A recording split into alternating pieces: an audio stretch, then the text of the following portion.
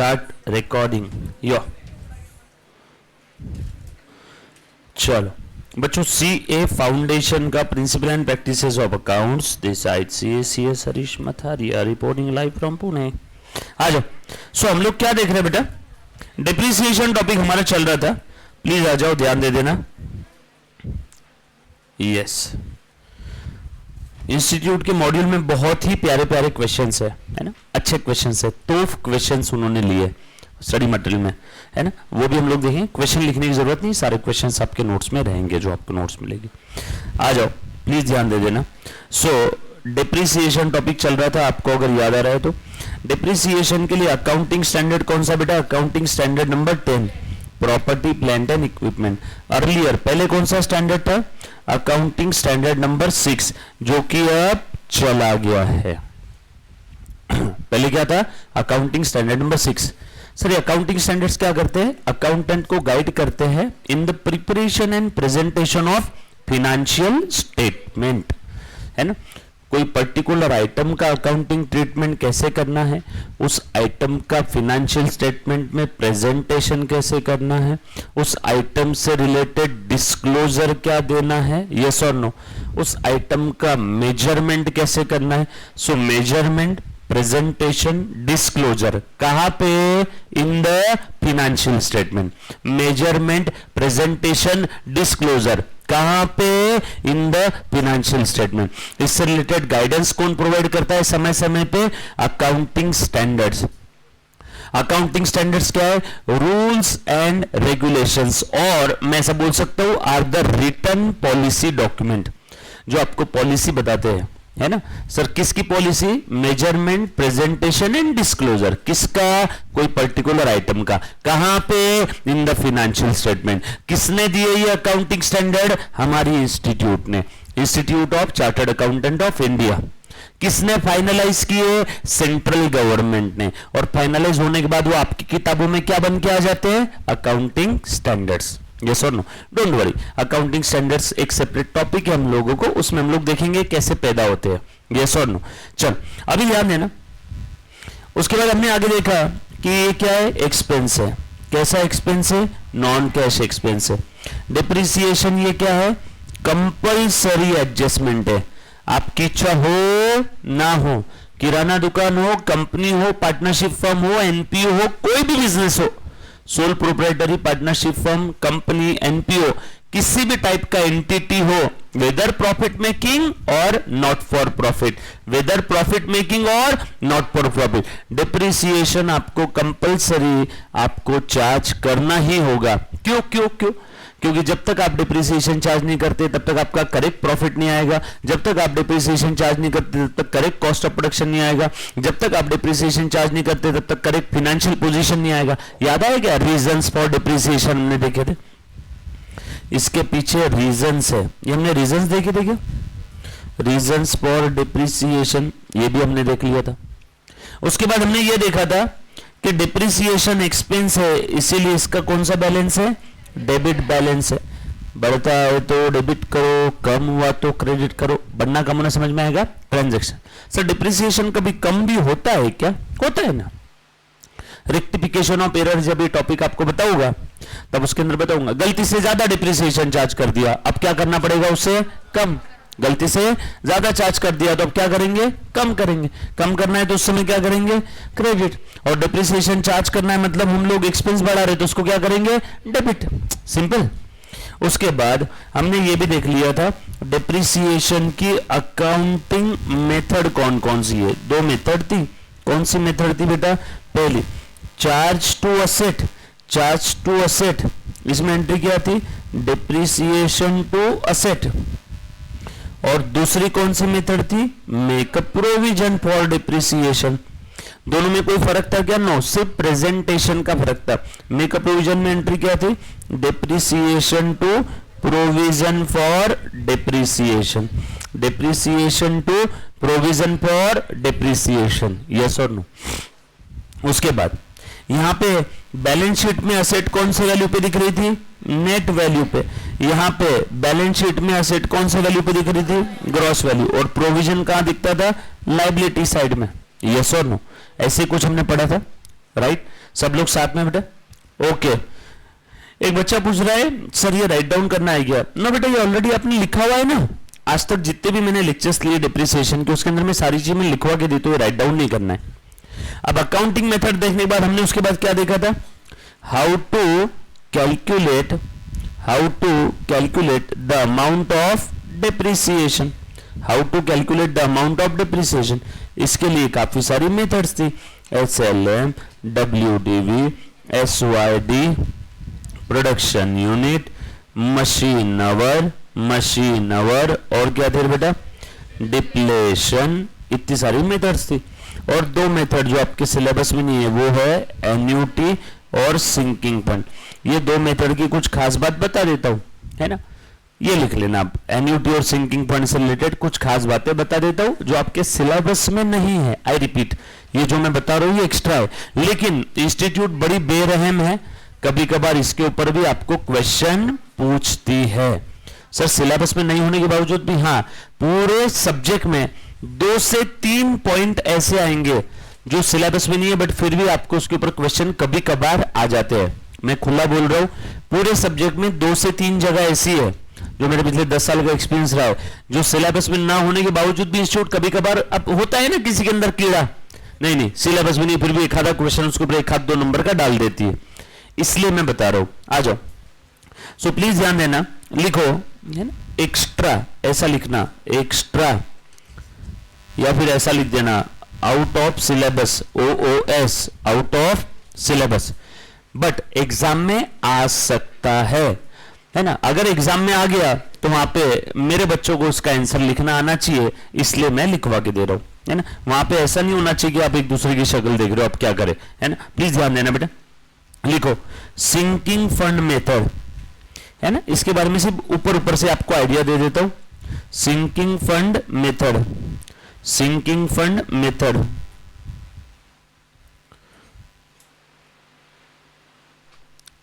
देखो अब ये क्या चीज है, तो मुन्ना ध्यान देना है सबने। आ जाओ, पहले भी इस मेथड का मैकेनिज्म समझ लो, सब लोग ध्यान देना, पहले इस मेथड का मैकेनिज्म समझना। आ जाओ। सो देखो, नाम में ही मीनिंग है इसका। आप सभी लोग जानते हो कि फ्यूचर में अगर आपका कोई, मुन्ना प्लीज ध्यान देना, अगर फ्यूचर में आपका कोई एक्सपेंस होने वाला है या फ्यूचर में आपको कोई लायबिलिटीज पे ऑफ करना है, सब लोग साथ में ना बेटा, तो आप लोग अभी से उसके लिए क्या करते हो? कोई तो फंड या प्रोविजन क्रिएट करते हो, राइट? तो यहां पे सर फंड की क्या जरूरत है? आप सभी लोग जानते हो, मैंने एक असेट खरीदा, 5 करोड़ की असेट है, उसकी यूजफुल लाइफ 10 साल है। बोलो 10 साल बाद उस असेट को क्या करना पड़ेगा? रिप्लेस। 10 साल बाद भी वो असेट 5 करोड़ की आएगी या ज्यादा की आएगी? इन्फ्लेशन नाम की भी कोई चीज है ना, यस और नो? आज वो असेट 5 करोड़ की है, 10 इयर्स का लाइफ खत्म होने के बाद 10 साल बाद वो असेट समझ लो 6 करोड़ का आएगा। तो उस समय हम लोग अचानक से 6 करोड़ कहां से लाएंगे? तो एक काम करते हैं, आप सभी को मालूम है, मुन्ना प्लीज ध्यान देना, आप सभी को मालूम है 0 1 2 3 4 5 6 7 8 9 10, ठीक है? ये देखो, ये पूरी असेट की यूजफुल लाइफ है, बराबर? ये आज वो असेट मैंने 500 लाख का ले लिया, 500 लाख का असेट ले लिया, 5 करोड़। 10 साल बाद उस असेट को मुझे रिप्लेस करना है, टू रिप्लेस, और नया असेट लाना पड़ेगा क्या? विद द न्यू असेट, और ये न्यू असेट 10 साल बाद कितने का आएगा? 6 करोड़ का, 600 लाख का। सिंपल। अब ध्यान देना, अब हमने हर साल, मुन्ना प्लीज ध्यान देना, डिप्रिसिएशन के नाम पे कितना साइड में निकाला? 50 लाख, बरोबर है? आपको समझाने के लिए सिंपल सा, हर साल डिप्रिसिएशन के नाम पे कितना निकाला? 50 लाख। हर बार डिप्रिसिएशन के नाम पे मेरे पास कितनी कैश बॉक्स में एक्स्ट्रा कैश थी? 50 लाख। क्योंकि सर आपने एक्स्ट्रा कैश क्यों बोला? क्योंकि मैंने ऑलरेडी पहले के लेक्चर में बताया, डिप्रिसिएशन ये नॉन कैश एक्सपेंस है, ये खर्चा है, ये प्रॉफिट को तो कम कर देता है, लेकिन इसकी वजह से आपकी कैश कम नहीं होती है। सर फिर क्या कम होता है? असेट। कौन सी असेट? जिसके ऊपर डिप्रिसिएशन चार्ज कर रहे हैं, कैश कम नहीं होती है। जैसे मशीन के ऊपर डिप्रिसिएशन चार्ज कर रहे हैं तो प्रॉफिट कम होगा, एक इफेक्ट, और डबल एंट्री का दूसरा इफेक्ट आ जाएगा, मशीन कम होगी, प्रॉफिट कम, बैलेंस शीट के लायबिलिटी का, लायबिलिटी साइड का, बैलेंस शीट के लायबिलिटी में होता है ना profit, reserve surplus profit capital में ऐड करते हैं, सो प्रॉफिट कम, और दूसरा इफेक्ट वो मशीन कम। बोलो कैश कम हुई क्या? क्या क्या कम हुआ? डबल एंट्री सिस्टम के दो इफेक्ट, प्रॉफिट कम, खर्चा है तो, और मशीन कम, बैलेंस शीट टैली। कैश कम हुई? नो। सो आपके कैश बॉक्स में हर साल एक्स्ट्रा कैश दिख रही है, कितनी? डिप्रिसिएशन के उतनी। अभी कैश बॉक्स में एक्स्ट्रा कैश दिख रही 50 लाख, 50 लाख है ना, ये डिप्रिसिएशन के उतने, ये 50 लाख, ये 50 लाख, ये 50 लाख। वाह, 10 साल हो गए, बोलो 10 साल बाद आपके कैश बॉक्स में कितनी एक्स्ट्रा कैश दिख रही है? 500 लाख। वाह, हम खुश हो गए। लो, थैंक यू डिप्रिसिएशन, तूने मुझे एसेट रिप्लेस करने के लिए फंड दे दिए। और वो 500 लाख रुपीस लेकर के मैं मार्केट में गया, सामने वाले ने जूता मार के बाहर निकाल दिया, बोला भाग यहां से, 500 लाख की एसेट नहीं, वो 6 करोड़ की है। अब बताओ मैं 100 लाख कहां से लाऊं? डिप्रिसिएशन ने मुझे कितना निकाल के दिया? 500 लाख। एसेट कितने की आ रही है? 600 लाख की। ये बात मुझे पहले सोचनी चाहिए थी ना, इसीलिए मैं सिंकिंग फंड मेथड यूज कर रहा हूं। अब हर साल मेरे पास जो एक्स्ट्रा कैश है ना, इस एक्स्ट्रा कैश को मैं हर साल कहीं ना कहीं इन्वेस्ट कर दूंगा, और उस इन्वेस्टमेंट का नाम क्या रहेगा आपको समझाने के लिए? Sinking fund investment. Sinking fund investment. अब कैसे इन्वेस्ट करूंगा? मैकेनिज्म सुनना। पहले मैं ये 50 लाख ट्रांसफर करूंगा एक पिगी बैंक में, इसमें 50 लाख ट्रांसफर कर दिए। ये एक एडजस्टमेंट है, मैं एक्चुअल में कैश धंधे से बाहर नहीं लेके जा रहा हूं। जैसे आप भी सेविंग करते हो, आपके पापा महीने का 1 लाख रुपए कमाते हो, उसमें से सेविंग करते 20,000, तो किसी को बाहर देते क्या कैश? नो। वो 1 लाख रुपीस में से 20,000 उन्होंने कहीं तो साइड में रख दिया गुल्लक में, है ना। पैसा किसी को बाहर दिया है क्या? टू कैश होने वाला है क्या? To cash? नो। हमने हमारे प्रॉफिट में से 50 लाख एक पिगी बैंक में डाला। उस पिगी बैंक का नाम क्या है? Sinking fund. उस पिगी बैंक का नाम क्या है? Sinking fund. अब अगर वो पैसा उसी फंड में पड़ा रहता, कहीं हमने इन्वेस्ट नहीं किया रहता, तो 10 साल बाद कितना मिलता? 500 लाख। लेकिन अब मुझे समझ में आया, पैसा सिर्फ उस फंड में पड़ा नहीं रखेंगे, हम लोग उसको क्या करेंगे? इन्वेस्ट कर लेंगे। तो एक एंट्री यहां पे आएगी और एक दूसरी एंट्री ये इन्वेस्टमेंट की रहेगी। पहली एंट्री, अब मैंने फंड में पैसा डाला। फंड यानी एक तरीके से सेविंग है। मुझसे शादी करोगे मूवी, सलमान खान प्रियंका चोपड़ा, याद आया क्या? सलमान खान ने पिगी बैंक बनाया था, अपनी कमाई में से थोड़ा सा पैसा उस गुल्लक में डालता था, है ना। फंड बना के रखा था, मां की आंखों का ऑपरेशन, बहन की शादी, रानी के लिए, याद आ रहा है क्या? तो यहां पे हमने फंड में डाल दिया पैसा, कितना? 50 लाख। कोई कैश गई क्या हमसे? नो। तो फंड में जो पैसा ट्रांसफर किया उसमें कैश का कोई एंट्री आएगा क्या? नो। कैश कहां जाएगी एक्चुअल में? जब इन्वेस्टमेंट परचेस करेंगे तब कैश जाएगी। तो मैंने एंट्री पास किया यहां पे, डिप्रिसिएशन टू सिंकिंग फंड। अब सिंकिंग फंड मेथड में डिप्रिसिएशन का एंट्री कैसे होता है? डिप्रिसिएशन टू असेट नहीं, डिप्रिसिएशन टू सिंकिंग फंड, यानी खर्चा भी हो गया और साथों साथ उतने पैसे का फंड भी बन गया। और जब हम लोग सिंकिंग फंड इन्वेस्टमेंट खरीदेंगे तब एंट्री रहेगी सिंकिंग फंड इन्वेस्टमेंट। अब यहां पे फंड देना पड़ेगा कैश, कैश। फंड में अभी 50 लाख दिख रहा है और इन्वेस्टमेंट में कितने की दिख रही है? 50 लाख की। जिस दिन हम लोग इन्वेस्टमेंट बेच देंगे उस दिन फंड और इन्वेस्टमेंट दोनों खत्म हो जाएगा। अब ये ऐसा हर साल करना है, हर साल, है ना। डोंट वरी, अभी तक मैंने आपको सिर्फ थोड़ा बहुत एक आइडिया दिया। अब एग्जाम में इसके ऊपर क्वेश्चन कैसे आते हैं सुनना।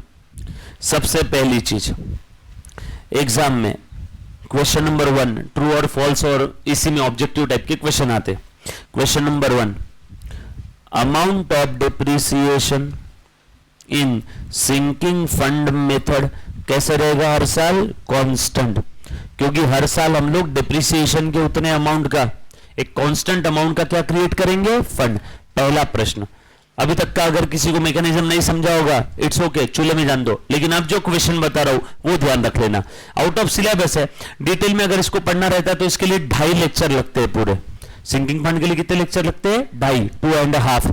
बट आपके सिलेबस में नहीं है, लेकिन इसके ऊपर जो क्वेश्चन आते हैं वो मैं आपको बता देता हूं। दूसरा, entry for depreciation in sinking fund method क्या रहेगा? Depreciation account debit to sinking fund account. तीसरा आपको सवाल पूछा जाएगा, entry for sinking fund investment purchased. Sir ये तो बहुत सिंपल है, बच्चे सिंकिंग फंड अकाउंट को डेबिट कर देते हैं इन्वेस्टमेंट की जगह पे, गलती होती है इसलिए लिखवा करके दे रहा हूं। इन्वेस्टमेंट खरीदा तो इन्वेस्टमेंट बढ़ेगी, इन्वेस्टमेंट एसेट है, एसेट खरीदते हैं तो एसेट बढ़ती है, इसलिए asset account debit to bank.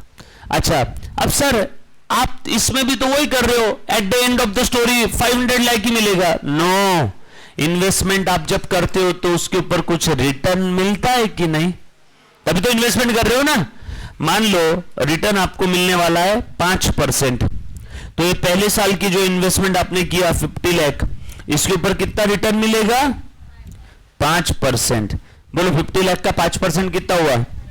2.5 lakh. ओह वाह। सो फर्स्ट ईयर के एंडिंग में आपने जो इन्वेस्टमेंट किया उसके ऊपर रिटर्न मिलेगा 2.5 लाख रुपए, 2.5 लाख रुपीस। बोलो नेक्स्ट ईयर में अब आपके कैश बॉक्स में कितने एक्स्ट्रा कैश है? 50 लाख डिप्रिसिएशन का, प्लस पिछली इन्वेस्टमेंट के ऊपर 2.5 लाख मिला। तो बोला आप अगली इन्वेस्टमेंट कितने की खरीदोगे? अब ये सिंकिंग फंड इन्वेस्टमेंट 1 था, सिंकिंग फंड इन्वेस्टमेंट 2 कितने की खरीदोगे? 52.5 लाख की। फिर अगले साल कितना इंटरेस्ट मिलेगा? पहली इन्वेस्टमेंट के ऊपर 2.5 और दूसरी इन्वेस्टमेंट के ऊपर 52.5 का 5%।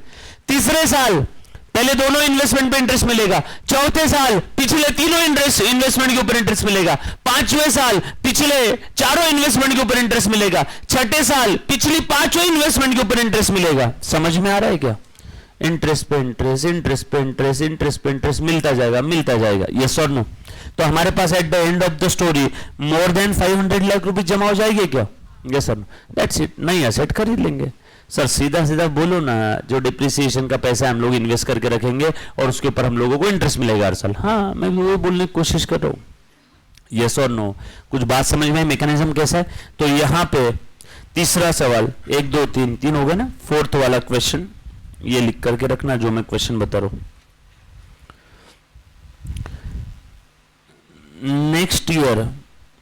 Next year sinking fund investment amount कैसे निकलेगा? डिप्रिसिएशन का amount plus interest on previous sinking fund investment, है ना। छोटे छोटे एक एक नंबर के क्वेश्चन आएंगे इसके ऊपर, अगर आए तो चांसेस कम है, लेकिन आए तो इससे बाहर का कोई उस पर क्वेश्चन नहीं आएगा। कॉमन सेंस है। पहला वाला सवाल। हाँ अब आपको क्या याद रखना है एग्जाम के पॉइंट ऑफ व्यू से? ये बस ये 4 क्वेश्चन ध्यान रखना है। Question number 1, sinking fund investment, sinking fund method के अंदर में अमाउंट ऑफ डिप्रिसिएशन हर साल कांस्टेंट। दूसरा वाला, इसमें जर्नल एंट्री क्या रहेगी? डिप्रिसिएशन की, depreciation to sinking fund. Depreciation हमने डेबिट किया और सिंकिंग फंड को रेस किया, उसको खोला किया। सिंकिंग फंड, फंड का क्रेडिट बैलेंस, फंड को रेस करना है तो उसे क्रेडिट करो। तीसरी वाली एंट्री, इन्वेस्टमेंट परचेज करना है, sinking fund investment to bank. और फोर्थ एंट्री, आपको सिंकिंग फंड इन्वेस्टमेंट का अमाउंट कैसे निकालना है? डिप्रिसिएशन का अमाउंट प्लस पिछले इन्वेस्टमेंट पे जो इंटरेस्ट मिलेगा वो अमाउंट, दोनों मिलकर आप हर बार क्या करोगे? नया इन्वेस्टमेंट खरीदोगे। That's it.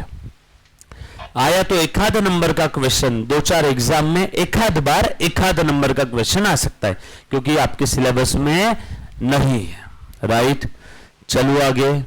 पक्का? डन? ओके, आ जाओ। ये लिख लिया सभी ने?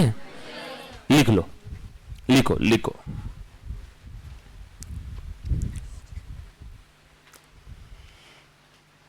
लिख ले बेटा, मैं थाम तो ली।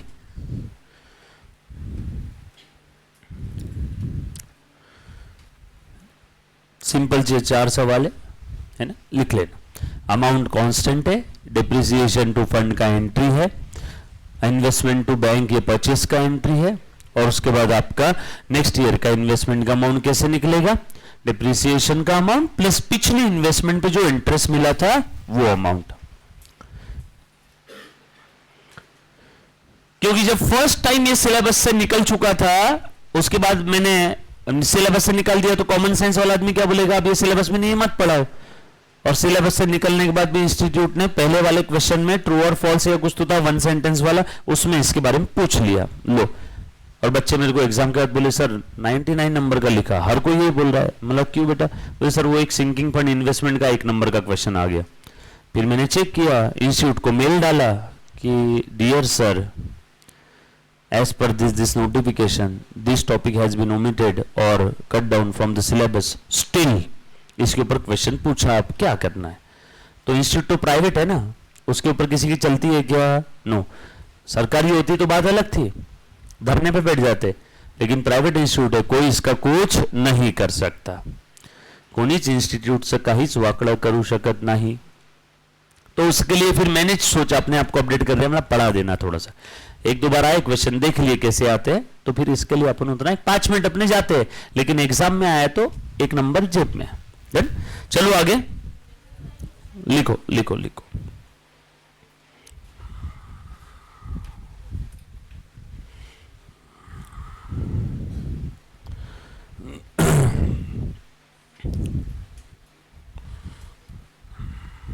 लिखो बेटा, कोई गाय नहीं है, लिख मुन्ना।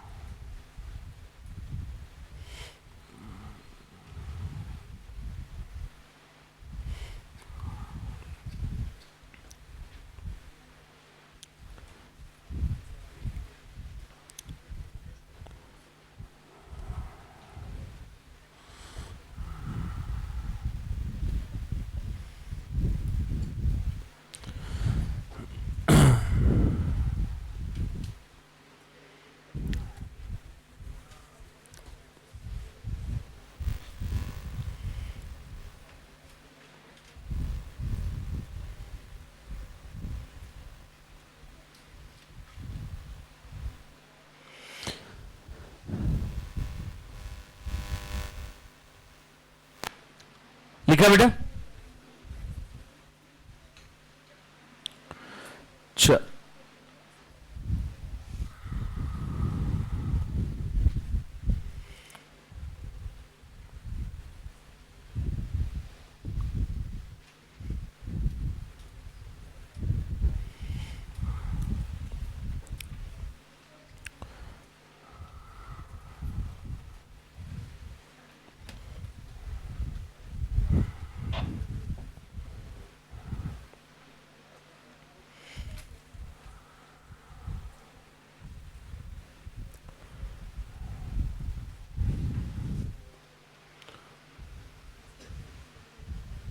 बोलो, बोलते क्यों नहीं?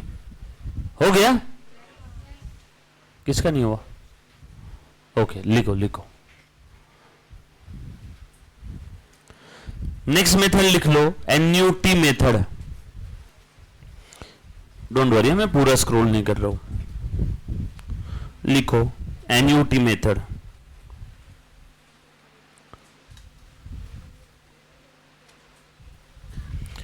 एन्यूटी मेथड यहां पे भी लिख लेना, extra out of syllabus, but 1 number के लिए एग्जाम में आ सकता है। अगर इंस्टीट्यूट ने सोच लिया कि इस बार तो ज्यादा बच्चों को पास नहीं कराना है, और वो 1-2 नंबर के क्वेश्चन रहते हैं जहां बच्चों को 1-2 देखो सीए के एग्जाम में मैक्सिमम बच्चे बाउंड्री पे फेल होते हैं, और बच्चे बोलते हैं अरे यार 2 नंबर से रह गया है ना, 50 चाहिए थे 48 आ गए, 40 चाहिए थे 38 आ गए, तो वो 1-2 नंबर ऐसे टाइम पे काम आ जाते हैं, है ना। एग्जाम्शन आ जाता, 58 आ गए, ये 2 नंबर आ गए, 60 एग्जाम्शन, छूट मिल गई उस सब्जेक्ट में। आ जाओ, अब एन्यूटी मेथड का क्या कहना है मुन्ना? आ जा, बहुत ही कॉमन सेंस वाली और बड़ी प्यारी मेथड है।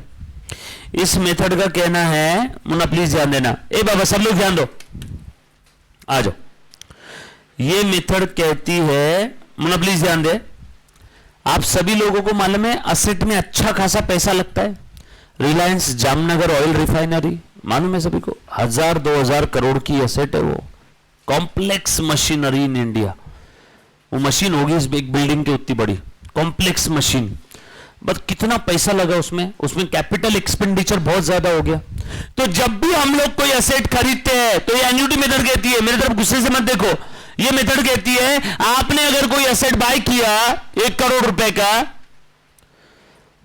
तो आपका सिर्फ 1 करोड़ का एक्सपेंस नहीं हुआ, आपने और भी एक चीज खो दी, आपने और भी एक चीज खो दिया। वो क्या? काश अगर ये 1 करोड़ में कहीं और इन्वेस्ट करता तो मुझे क्या मिलता? इंटरेस्ट, जो कि आपने वो मशीन में डाल दिए, अब वो इंटरेस्ट मिलेगा क्या? सो एन्युटी मेथड कहती है ऐसा सोचो, कैसा? ऐसा सोचो कि आपने अगर कोई एसेट में पैसा डाला तो आपकी जो कॉस्ट है सिर्फ डिप्रिसिएशन नहीं है, आपकी एक और कॉस्ट है। काश वो पैसा कहीं और लगाते तो आपको उसके ऊपर क्या मिलता? इंटरेस्ट मिलता, जो कि आपने वो पैसा असेट में डाल दिया। बोलो अब आप इंटरेस्ट कमा पाओगे क्या? नो।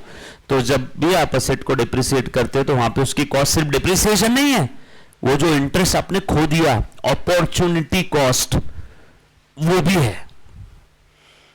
मतलब सर यहां पे 1 करोड़ की असेट है और हर साल उसके ऊपर मैं 10 लाख रुपए का इंटरेस्ट कमा सकता था, जो कि अब मैं नहीं कमा रहा हूं क्योंकि मैंने वो पैसा कहां पे डाल दिया?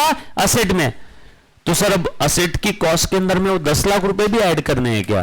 हाँ, क्योंकि वो असेट लिया मैंने, इसीलिए वो मेरी कॉस्ट लग गई ना। जो मैं कमाने वाला था नहीं कमा रहा हूं, वो मेरा लॉस किसकी वजह से हुआ? असेट की वजह से। तो जो मेरी अपॉर्चुनिटी कॉस्ट थी वो किसकी वजह से लगी? असेट की वजह से। तो ये कैसी अजीबोगरीब मेथड है देखो, जो आपकी कॉस्ट लगी ही नहीं, अपॉर्चुनिटी कॉस्ट थी, वो भी कॉस्ट ये कहता है कि असेट के वैल्यू में ऐड करो। सर रियल लाइफ में ऐसा होता नहीं है ना? नो, रियल लाइफ में ऐसा नहीं होता है, बस ये मेथड आपको कहती है। सर रियल लाइफ में कौन सी मेथड फॉलो करेंगे हम लोग सीए बनने के बाद प्रैक्टिस करने के समय? WDV, क्योंकि इनकम टैक्स एक्ट क्या बोलता है? WDV। सर फिर ये क्यों पढ़ा रही है इंस्टीट्यूट? मुझे नहीं मालूम, दिया है पहले था, है ना, बट यहां पे एक आध बार क्वेश्चन आ सकता है इसके ऊपर। नहीं, बस ये सारी चीजें पढ़ाने के पीछे एक सिंपल सा लॉजिक बताता हूं। चार्टर्ड अकाउंटेंट को हर एक चीज के बारे में पता होना चाहिए, हर एक चीज के बारे में पता होना चाहिए। सिर्फ एग्जाम में आने वाला उतना ही सिलेबस 10 पन्नों का दे देंगे तो मजा आएगा क्या? आप भी बोलेंगे यार वो तो बहुत इजी एग्जाम हो गया, हर कोई सीए बन जाएगा। आ जाओ। सो एन्युटी मेथड क्या कहती है? मुन्ना प्लीज ध्यान देना, सब लोग ध्यान देना। अंडर दिस मेथड, लिखो लिखो, अंडर दिस मेथड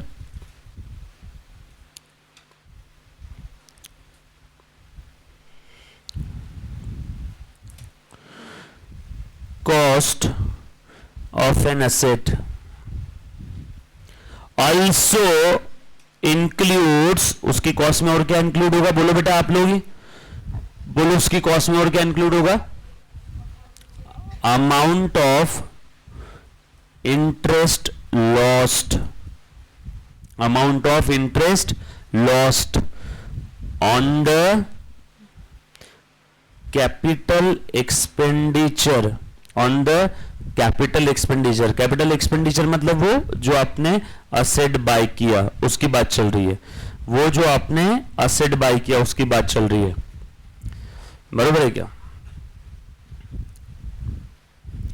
कैसे?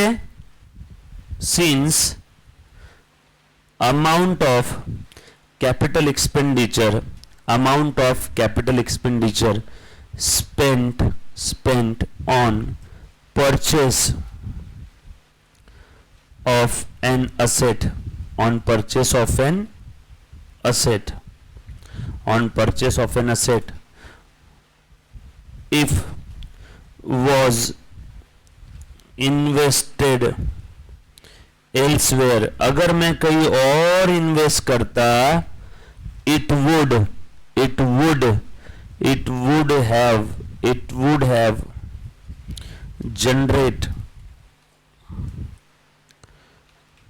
interest। समझा क्या? काश अगर ये पैसा जो मैं एसेट के लिए लगा चुका हूं वो पैसा अगर कहीं और इन्वेस्ट करता तो उससे मुझे क्या मिलने वाला था? इंटरेस्ट मिलने वाला था, जो कि नहीं मिला। तो वो मैंने क्या कर दिया? अपॉर्चुनिटी मिस कर दी, तो उसे मैं कहता हूं opportunity cost.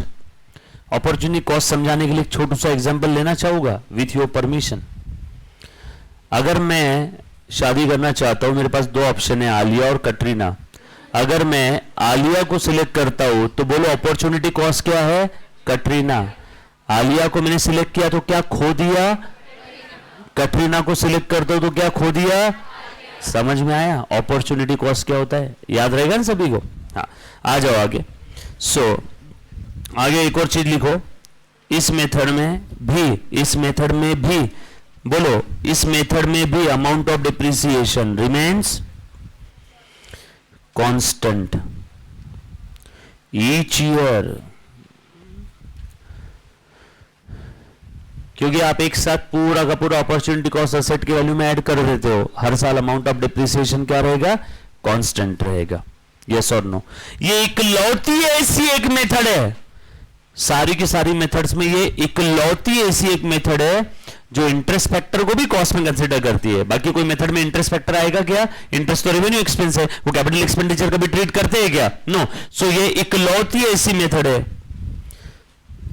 This is only method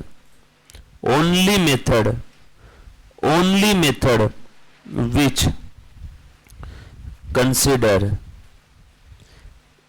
interest factor. आपको एग्जाम में सवाल आएगा, ऐसी कौन सी मेथड है जो इंटरेस्ट फैक्टर को कंसीडर करती है कॉस्ट कैलकुलेट करने में? तो क्या बोलोगे आप? एन्युटी मेथड, है ना? Interest factor in cost calculation. Cost किसकी? कॉस्ट किसकी? असेट की, है ना? लिख लो, cost calculation of an asset. Simple था, पक्की बात। एक मिनट, फोन सिर्फ साइलेंट कर देता हूं, बार बार बजेगा और साला।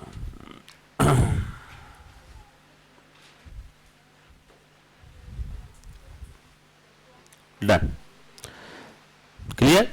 चलो बेटा आगे आ जाओ, आगे बढ़ते हम लोग अब। नेक्स्ट लिख लिया सभी ने? अच्छा, बाकी सारे मेथड्स हमने देख लिया था लास्ट टाइम, है ना? टोटल 6 मेथड हमने देख लिया था, है ना? कौन कौन सी थी? स्ट्रेट लाइन मेथड, बोलो फटाफट से। स्ट्रेट लाइन मेथड का कोई फॉर्मूला? अच्छा, कोई ऐसा बच्चा है कि जो क्लास के अंदर में मुझे अब भी के अब भी सारे के सारे फॉर्मूला एक साथ, हर एक मेथड के एक एक दो फॉर्मूला जो थे वो बता देगा? ऐसी एनीबडी? आपके पास तो मेरे ख्याल से मैं शादी के लिए गया था 2-4 दिन, तो आपके पास ये भी था ना, समय भी था। कोई है ऐसा बच्चा जो बता सकता है, ऑनलाइन वाला या ऑफलाइन वाला? एनीबडी?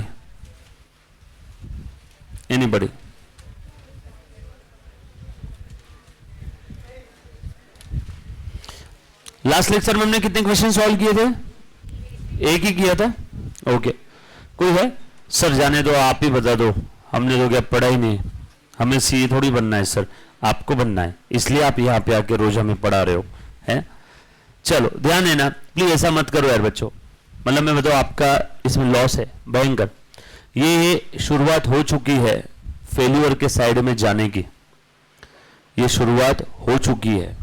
पहले दिन हर एक बच्चे के अंदर जोश रहता है, वाह सीए की एग्जाम, क्लासेस, नए दोस्त, नए चेहरे, और दूसरे तीसरे दिन वो ढां। ऐसा मत करो, हर दिन आपका जोश बढ़ना चाहिए। पहले दिन जोश कम रखो, फिर धीरे धीरे स्पीड बढ़ाओ, गियर बढ़ाओ, धीरे धीरे हम लोग टाइम बढ़ाएंगे। यहाँ उल्टा हो रहा है, पहले दिन जोश बहुत ज्यादा, बाद में कम कम कम। वो कम कम गाना सुना क्या? कम कम कम कम, वो कोई तो गाना था ना, वो बार बार मत सुना करो, ठीक है? अब अच्छे ध्यान देना, स्ट्रेट लाइन मेथड में फॉर्मूला क्या था? Depreciation under straight line method cost minus estimated scrap value upon estimated useful life. अगर रेट दिया है तो cost into rate of depreciation, rate निकालना है तो डिप्रिसिएशन का amount divide by cost into 100, depreciation खत्म। WDV method, under WDV method is depreciation का amount is equal to WDV of the respective year multiplied by rate of depreciation. उसी के अंदर में अगर रेट निकालना है तो 1 minus nth root of RV upon C। उसके बाद SYD method, useful life remaining including current year upon SYD into another bracket cost minus estimated scrap value, whereas SYD is equal to n in bracket n plus 1 upon 2। SYD भी खत्म, WDV खत्म, SLM खत्म। Then production unit machine और depletion method का formula क्या था रे बेटा? Depreciation is equal to cost minus estimated scrap value upon total unit और टोटल मशीन आवर और total output multiplied by unit hour और output during the period. During मतलब कौन सा पीरियड? जिस पीरियड का डिप्रिसिएशन पूछा वो period. Whereas cost is equal to purchase price plus all direct expense, duties and taxes less discount or allowances if any or less refundable duties and taxes is equal to आपकी आ जाएगी net cost plus direct expenses if any to bring that asset to its present location like installation, transport, carriage। yes or no? पढ़ा था हमने। book value is equal to cost minus depreciation till date। clear? क्या था? कितना minute लगा? 40 second. 40 second. Clear है? So please अगर next time से कभी पूछो तो बोलते आना चाहिए। आप प्लीज ये मत समझना कि आपको बोलते नहीं आया और बच्चे अपने आप को ये बोल के चुप करा देते हैं, हाँ कोणाला नहीं आलो वर्गात, किसी को भी नहीं आया, मेरे को भी नहीं आया, मैं सेफ हूं। नो, आप में से कोई भी सेफ नहीं है, आप में से कोई भी सेफ नहीं है। अगर आपको नहीं आ रहा, प्लीज अपने आप को ये झूठा और मीठा बहाना मत देना, किसी को नहीं आया, मुझे भी नहीं आया, दैट्स इट। तुम्हारी कंपटीशन इस क्लास में जो बच्चे उनके साथ नहीं है, भारत में और भी बहुत सारे बच्चे हैं, दिल्ली के है, बॉम्बे के है, पुणे के है, गांव खेड़े का भी बच्चा है, वो भी मेहनत कर रहा है ना। तुम अकेले मेहनत नहीं कर रहे हो। सो प्लीज ध्यान देना, अपने आप को बिल्कुल कंफर्ट जोन में मत डालना, दया मत करना। ये बहुत बड़ी शर्मनाक बात है अगर आपको ये फॉर्मूला नहीं आ रहा है, जिसके ऊपर हमने ऑलरेडी 2 लेक्चर स्पेंड किए।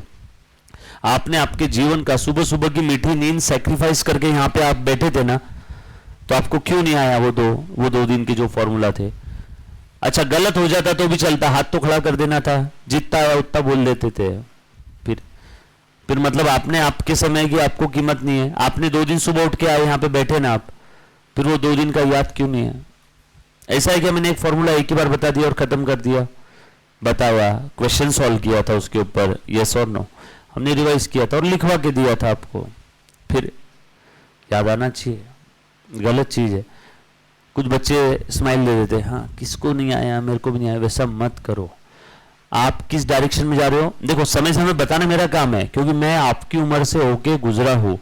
आपके से कई सारे बच्चे मेरे साथ में आकर के पास हुए, कुछ फेल हुए, कुछ बच्चों ने कोर्स छोड़ दिया, तो मुझे समझ में आ जाता है चेहरा देख के कौन पीके है और कौन पीके नहीं है ना। चेहरा देख के समझ में आ जाता है। तो प्लीज वैसा मत करो। मैं चाहता हूं हर एक बच्चा यहाँ पे जो ऑनलाइन ऑफलाइन देख रहा है पास हो जाना चाहिए, अच्छे नंबर से पास हो।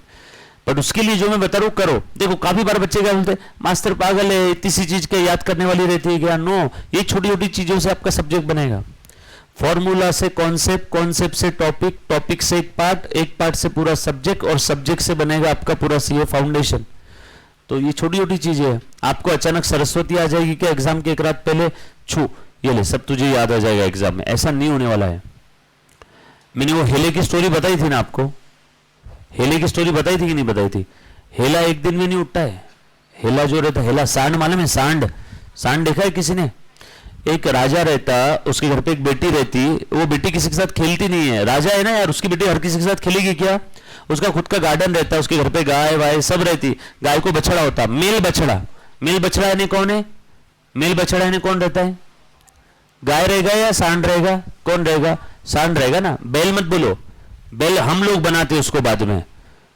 मेल बछड़ा जो रहता है वो सांड बनता है ना। मेल बनाना मतलब उसको इंपोर्टेंट कर देना, नपुंसक कर देना। तो सांड को जब हम लोग इंपोर्टेंट कर देते हैं तो वो क्या बन जाता है, बैल। और बहुत गंदी प्रोसीजर है सांड को बैल बनाने की, मतलब इंसान की रूह कांप जाए, यस और नो, खच्चनीकरण। सो सांड रहता, सांड मेल बछड़ा। अब वो राजा की बेटी उसी के साथ खेलती बचपन से, है ना। वो राजा की बेटी उसको शोल्डर पे लेके घूमती रहती, छोटा सा बछड़ा रहता है, रोज उसका रूटीन हो जाता है, रोज खेलते रहती है। दिन महीने साल गुजर जाते हैं।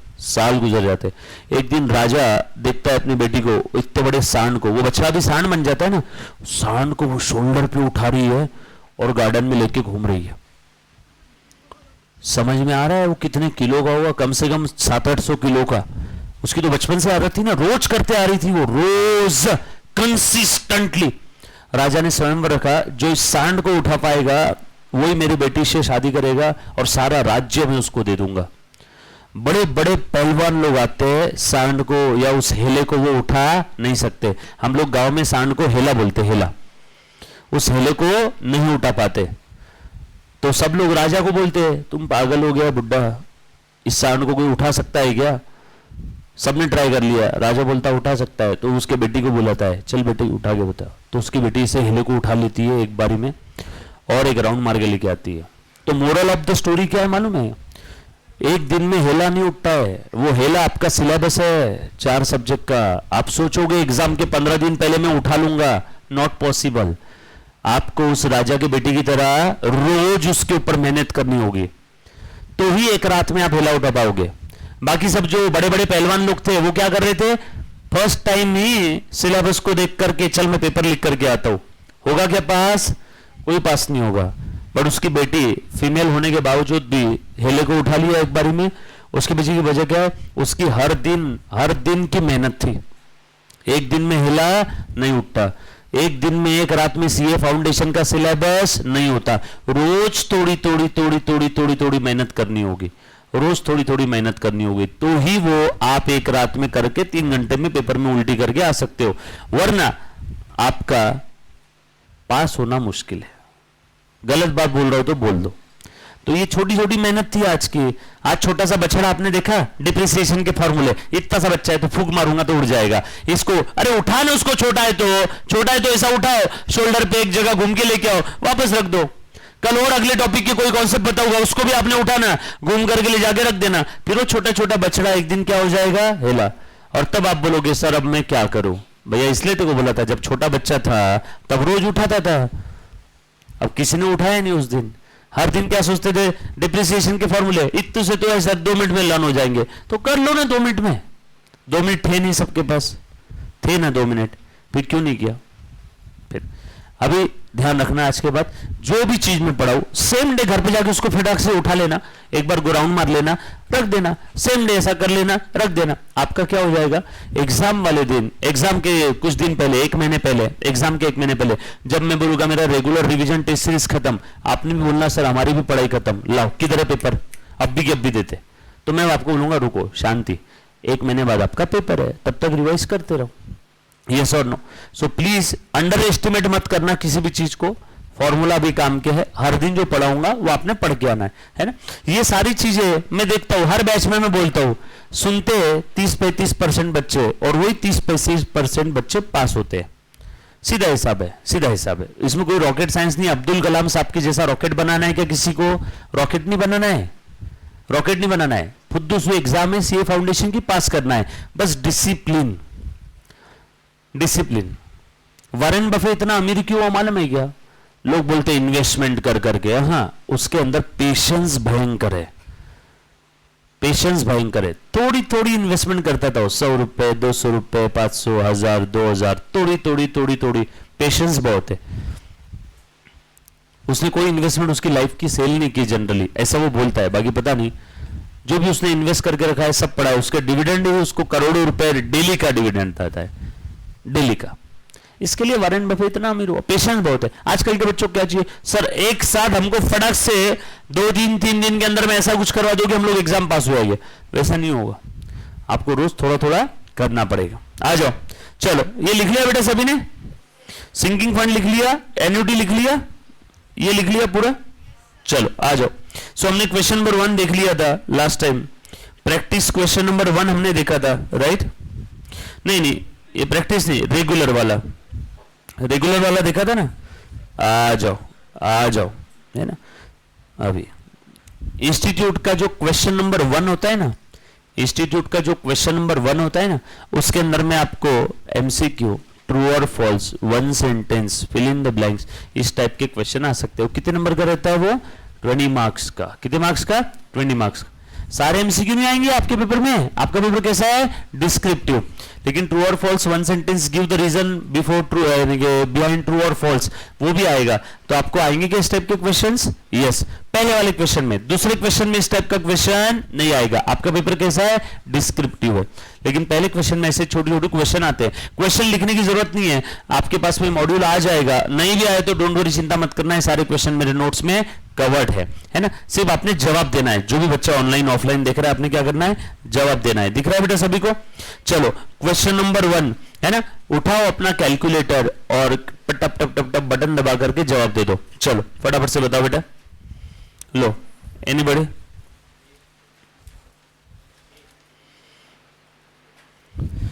ओरिजिनल कॉस्ट दे दिया एसेट का, सैलवेज वैल्यू दे दिया, useful life 6 year, depreciation for first year under SYD method. हाँ फटाफट से, मेरे पास भी कैलसी है, आज मैं भी करूंगा। अब तक भूल गया था ना मैं कैलकुलेटर। सर कौन सा कैलसी आपके पास, हमें दिखाओ। जिस कैलकुलेटर में जीटी का बटन होना चाहिए, जीटी ग्रैंड टोटल दिख रहा है क्या सभी को? डोंट वरी, मुझे कैसियो से कमीशन नहीं मिलता है, बस ये कैलकुलेटर अच्छा है इसलिए मैं बताता हूं। दिख रहा है सभी को, है ना? चलो सर हमें क्या समझेगा कौन सा अच्छा कैलकुलेटर है? 99, 99 फुल स्पीड में प्रेस करो 99। देखो स्क्रीन पे 2 बार 9 आ रहा है या 1 बार आ रहा है? फुल स्पीड में प्रेस करो 99। देखो टक टक, या 3 बार प्रेस करो 999, 999 प्रेस करो 999 टक टक टक। कितने बार आ रहा है स्क्रीन पे? 3 बार आ रहा है, 2 बार आ रहा है?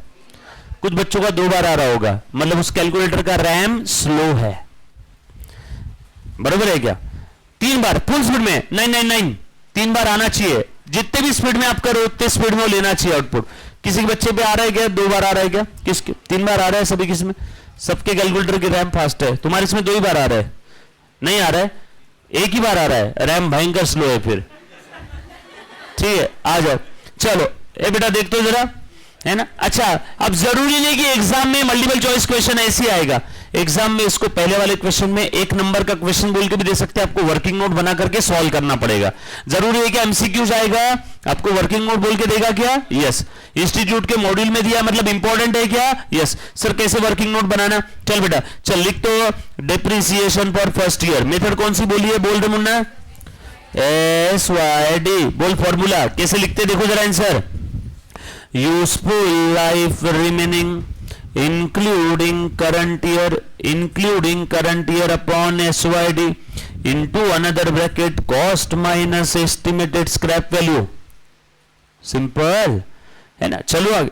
उसके बाद इंक्लूडिंग करंट ईयर मतलब कौन सा साल? जिस साल का डिप्रिसिएशन पूछा है। बोल कौन से साल का डिप्रिसिएशन पूछा बेटा? फर्स्ट ईयर का। बोल फर्स्ट ईयर से कितनी लाइफ बाकी है? Including first year total life थी 6 साल।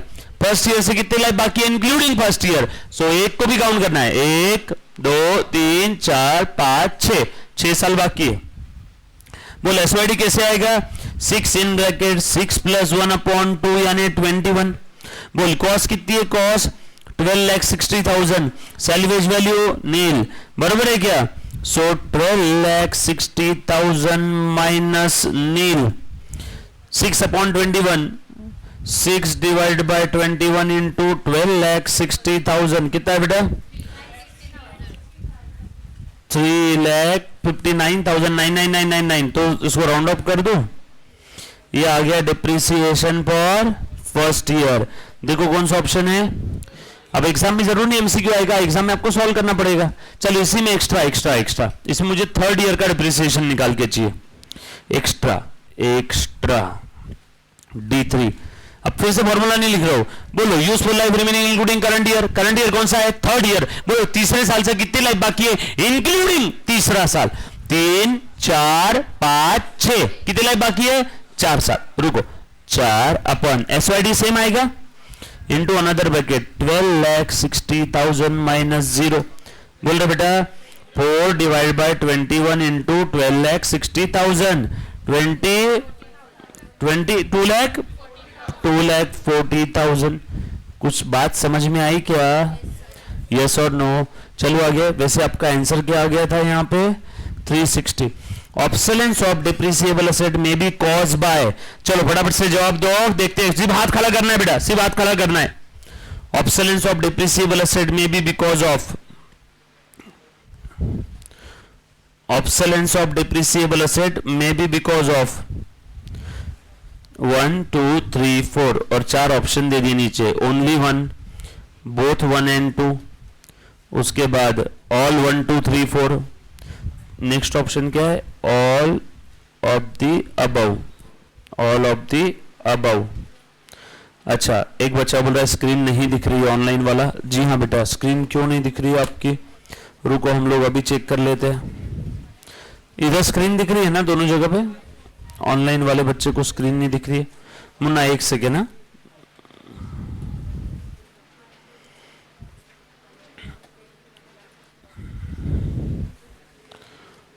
एक सेकेंड ना, दिख जाएगी बेटा अभी। यस अभी दिख रही है बेटा? नहीं आपको तो दिख रही है, जो बच्चे लाइव स्ट्रीमिंग में, हाँ दिख रही। चल बताओ रे बेटा, क्वेश्चन नंबर 2 का आंसर क्या रहेगा? हाथ खड़ा किए सभी ने। बाकी बच्चों को नहीं आ रहा है जिनका हाथ नीचे, आपको नहीं आ रहा है बेटा? क्यों? जो बच्चों को हाथ नीचे आपको नहीं आ रहा है, आप एब्सेंट है पहले। आप लास्ट सेकंड नहीं, उसके आगे वाले बच्चे आप एब्सेंट है। नहीं आपके पीछे है, आप नहीं थे? ओके ओके ओके, चलेगा। लेक्चर होने के बाद एक काम करना, जो बच्चे एब्सेंट है ना, एक बार मुझे से मैसेज कर देना कौन कौन एब्सेंट है, मैं आपको इसकी रिकॉर्डिंग्स अवेलेबल करवा के देता हूं, है ना। मुझे मैसेज कर दो, ऐसा लिख देना CA फाउंडेशन AAC, तो मैं एक बार बता दूंगा कि आपका जो है, जो बच्चे एब्सेंट है मुझे मैसेज कर देना। सर कहाँ मैसेज करोगे? मुझे व्हाट्सएप कर देना इस नंबर पे। और हाँ, good morning, good night, good afternoon वाला मैसेज नहीं, प्लीज। नहीं, मेरा दिल इसलिए दुखता है, मैं रिप्लाई नहीं कर पाऊंगा, और आपको रिप्लाई नहीं कर पाऊंगा तो मेरा दिल दुखेगा ना, तो बस इसके लिए मैं मना कर रहा हूं, बाकी और कोई वजह नहीं। चलो ठीक है, अब मुन्ना ध्यान देना। बाकी बच्चों, हाँ बोले बेटा, तू बता बेटा। हाँ हाँ, ओनली वन, एक बच्चे ने बोला ओनली वन, ऑब्सोलीट हो गया, तो इसका कहना है ओनली वन। और कोई? हाँ बोल। ऑप्शन वन, हाँ बोल बेटा। Third option, all of the above. Munna, कोई एसेट चलना क्यों बंद हो जाती है? मैंने आपको याद है LML फ्रीडम राजदूत का एग्जांपल दिया था, याद है क्या? राजदूत, सड़कों का हीरो राजदूत, पहले एक राजदूत गाड़ी आती थी, सरकार ने उसको बैन कर दिया, वो भी ऑब्सोलीट हो गई। सरकार ने बैन किया मतलब क्यों? लीगल चेंजेस की वजह से, तो लीगल चेंजेस की वजह से भी ऑब्सोलीट होता है। नया इनोवेशन और नई टेक्नोलॉजी आ गई तो भी ऑब्सोलीट होता है। सैमसंग के टच स्क्रीन वाले फोन आ गए तो बटन वाले फोन ऑब्सोलीट हो गए। सो लीगल चेंजेस की वजह से भी होता है, नई टेक्नोलॉजी भी आ गई। और मैंने एक आपको एग्जांपल दिया था, नहीं दिया था मुझे याद नहीं है, पहले आपके घर पे आज के 50-60 साल पहले आपके पूछना पापा के पापा या उस समय जो लेडीज लोग थे घर पे आटा, हाँ दिया था कि एग्जाम्पल, हाथ चक्की से पीसते थे, फिर उसका फ्लोर मिल आ गई, है ना, नई प्रोडक्शन मेथड आ गई, नई टेक्नोलॉजी आ गई, नई प्रोडक्शन मेथड आ गई, तो पुरानी प्रोडक्शन मेथड या पुरानी टेक्नोलॉजी वाली एसेट भी क्या हो जाती है? Obsolete. So most appropriate answer क्या रहेगा? All of the above. ये बात समझ में है?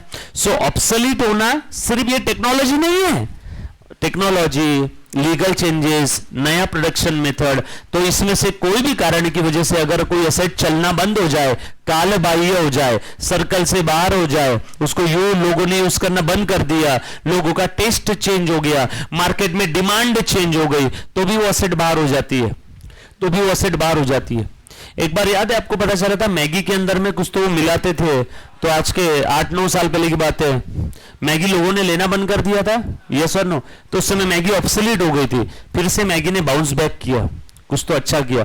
उस समय पतंजलि बहुत चला था, पतंजलि आटा नूडल, बट मैगी ने आके फिर से अपना झंडा गाड़ दिया, तो थोड़े समय के लिए मैगी भी ऑब्सोलीट हो गई थी क्योंकि मार्केट की डिमांड खत्म हो गई थी। सो ऑब्सोलीट होने के बहुत सारे कारण है, technology, demand change, production method, legal changes, कोई भी कारण से अगर सेट चलना बंद हो जाए, लोगों ने खरीदना बंद कर दिया, तो हम लोग क्या बोलेंगे कि वो एसेट क्या हो गई? ऑब्सोलीट हो गई। 500 की नोट पुरानी वाली 1000 की नोट क्या हो गई? ऑब्सोलीट हो गई। Reason? Legal changes, note ban, yes और नो। चलो आगे फटाफट से जवाब दो, अभी लिखना नहीं है, क्वेश्चन नहीं लिखना है। The number of production of a similar unit expected to be obtained from the use of an asset by an enterprise is called as unit expected to be obtain, इसको हम लोग क्या बोलेंगे? बोलो बेटा, करेक्ट आंसर क्या है? Unit life. किसका कहना है यूनिट लाइफ? किसका कहना है यूजफुल लाइफ? बिल्कुल सही है, सभी को याद है बेटा। तो भले यूनिट में रहो चाहे समय में रहो, उसको बोलेंगे क्या? पढ़ा था क्या? Very good. If a concern proposes to discontinue its business from March 15, नया है यह, ध्यान देना अच्छे से, है ना। 11th में आपने पढ़ा होगा, अगर पढ़ा होगा तो, है ना, नहीं पढ़ा होगा अच्छे से अभी ध्यान देना, हाँ ध्यान देना, काम की चीज है, प्यारा क्वेश्चन है, मजा आएगा आपको पढ़ने में। सो एक धंधा बंद होने वाला है, कब से? From March 15, and decide to dispose of all plants, सारी asset within a period of 4 months. The balance sheet as on 31st March 15 should indicate the plant at there. अच्छा सुनो मेरी बात, केस समझना, ये धंधा नियर फ्यूचर में बंद होने वाला है। अब तुम बताओ ये गोइंग कंसर्न कॉन्सेप्ट फुलफिल हो रहा है कि नहीं हो रहा है? नहीं हो रहा है। कॉमन सेंस, गोइंग कंसर्न क्या कहता है? बिजनेस का इनफाइनाइट लाइफ है, बिजनेस लंबे समय तक चलेगा, और यहां तो 4 महीने में बंद होने वाला है, तो बताओ गोइंग कंसर्न फॉलो हो रहा है? नो। मतलब नियर फ्यूचर के अंदर में ये सारी एसेट बेच देंगे। अब एसेट बेचेंगे तो मेरा एक छोटा सा सवाल है, ये जो भी एसेट बेचेंगे वो कॉस्ट पे बेचेंगे कि NRV पे? जैसे जैसे आपने आज के 10 साल पहले आपके मम्मा पापा ने सोना परचेस किया होगा, 10 साल पहले गोल्ड का रेट था 2000 रुपीज पर ग्राम, आज गोल्ड का रेट है 5000 रुपीज पर ग्राम। बोलो गोल्ड की कॉस्ट कितनी थी आपके मम्मा पापा के लिए? 2000। आज एनआरवी कितनी है? 5000। बोलो आप कॉस्ट में बेचोगे आज उसे कि एनआरवी में बेचोगे? Common sense. अगर आप नियर फ्यूचर में आपकी एसेट बेच रहे हो तो आप उससे कॉस्ट पे नहीं एनआरवी पे बेचोगे, तो खत्म। जब नियर फ्यूचर में धंधा बंद हो रहा है तो प्लांट को हम लोग उसकी कॉस्ट पे नहीं किस पे दिखाएंगे? एनआरवी पे। Common sense. अदरवाइज प्लांट को किस पे दिखाते? अदरवाइज प्लांट को किस पे दिखाते? कॉस्ट पे। कॉस्ट कॉन्सेप्ट पढ़ा ना सभी ने? कॉस्ट कॉन्सेप्ट कहता है हे अकाउंटेंट सुन, जब भी तू कोई एसेट खरीदेगा तो तुझे उस एसेट को उसकी कॉस्ट पे दिखाना है, एक्विजिशन कॉस्ट। याद आएगी नहीं कॉस्ट कॉन्सेप्ट? लेकिन गोइंग कंसर्न जब कभी भी फेल हो जाता है तो कॉस्ट गया चूल्हे में, सारी चीजें किस पे आ जाती है? एनआरवी पे। सर क्या बोलो? वापस बोलो, वापस बोलो। ये लिख लो, ये लिख लो। If going concern concept follows show assets at its cost. If going concern concept not follow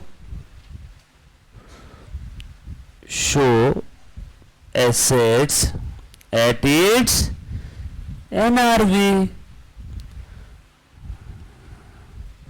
कुछ था इसमें? सिंपल है, लॉजिक है। नियर फ्यूचर में धंधा बंद हो रहा है मतलब गोइंग कंसर्न नहीं है, और धंधा अगर नियर फ्यूचर में बंद हो रहा है तो हम लोग क्या उस एसेट को कॉस्ट पे दिखाएंगे या एनआरवी पे? सर धंधा बंद हो रहा है तो एसेट का एनआरवी का क्या संबंध? अरे धंधा बंद हो रहा है तो एसेट बेचना पड़ेगा ना, कि धंधा बंद होने के बाद में भी वो बैलेंस शीट के नाम की आरती गाते रहोगे आप। धंधा बंद हो रहा है मतलब क्या बंद करना है? Balance sheet. बैलेंस शीट बंद करना है मतलब क्या करना है? बैलेंस शीट बंद करना है मतलब क्या बंद करना है बेटा? यस और नो? कहां से धुआं आ रहा है? क्या रे? धंधा बंद करना है मतलब क्या बंद करना है? बैलेंस शीट बंद करना है। यस और नो? अब बैलेंस शीट अगर बंद करना है मतलब सारी एसेट बेच दो और लायबिलिटी पे ऑफ कर दो। यस और नो? सारी एसेट बेच के क्या करो? लायबिलिटीज पे ऑफ कर दो। अब एसेट बेचना है तो कौन सी वैल्यू पे बेचेंगे? कॉस्ट पे या एनआरवी पे? एनआरवी। सिंपल। चलो आगे। पक्की बात, ये बंद कर दो क्या रे फैन में? ये फैन बंद कर दो? बोलो ना।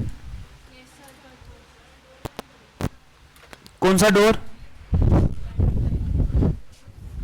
ये इधर से आ रहा है क्या? लोट रही इधर थोड़ा बस।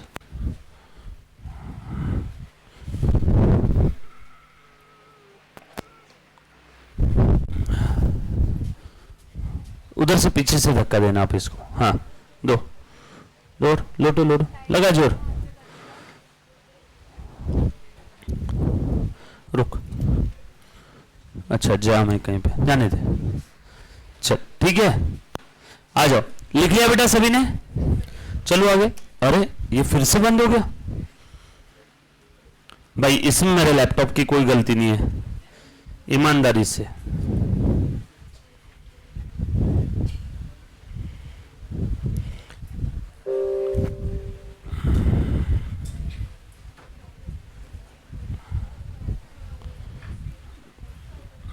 हाँ चलो आ जाओ।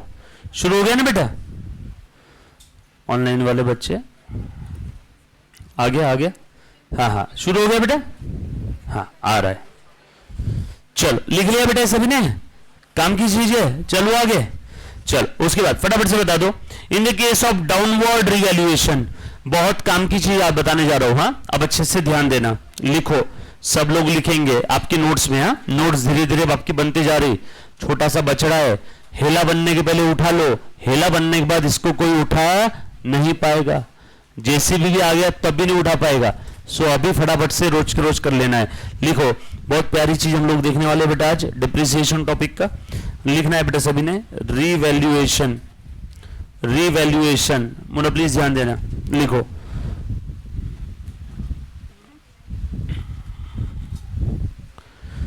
Of PPE.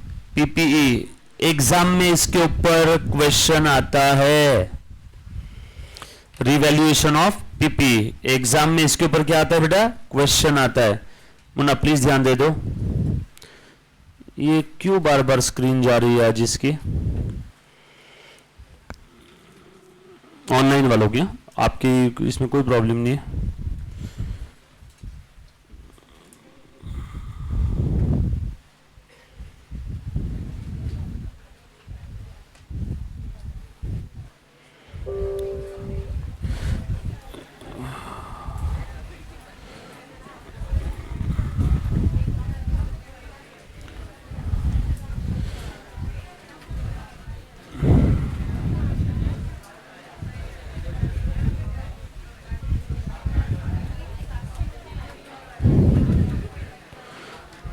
इधर दिख रहा है ना क्लियर, कनेक्ट, एक्सेप्ट, हाँ आगे चल, ठीक है, हाँ हाँ हाँ समझा बेटा, मुझे समझा, अब नहीं आएगा इशू। आ जाओ, सो लिखो रीवैल्यूएशन ऑफ पीपी।